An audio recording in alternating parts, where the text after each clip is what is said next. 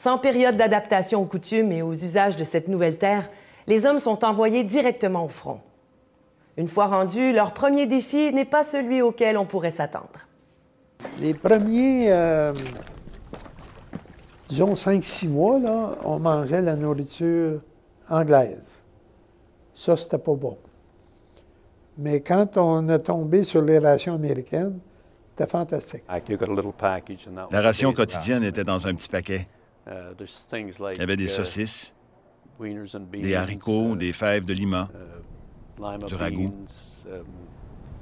Il y avait du poulet, il y avait un paquet de cigarettes dans les rations. Le soir, on avait une bière. Il y avait de la crème glacée, il y avait du steak. C'était en canne, les sphariens étaient bon. On s'en lassait après une semaine. S'il fallait manger à même la boîte de conserve en hiver, on faisait une bosse sur la boîte avec la crosse de notre fusil, on jetait la boîte dans le feu, et quand la bosse disparaissait, on pouvait manger sans crainte. Manger toujours des rations, ça crée des problèmes parce que, d'abord, on avait souvent mal à l'estomac, des diarrhées. J'ai mangé des rations britanniques, mais qu'on les avait envoyées avant la guerre de 39-45, on était rendu en 51-52, ça nous revenait en ration.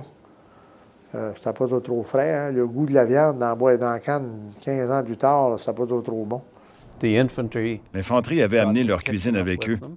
Ils mangeaient des rations fraîches. Chez les blindés, on avait un repas chaud par jour et il fallait aller chercher à la cuisine d'infanterie. Là, ils ne nous aimaient pas parce que chaque fois que l'ennemi nous ratait, il touchait sa cuisine.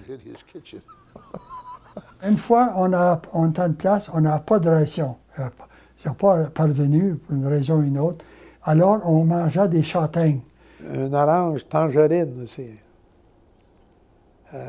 Ça poussait comme les pommes poussent ici, là, un peu partout.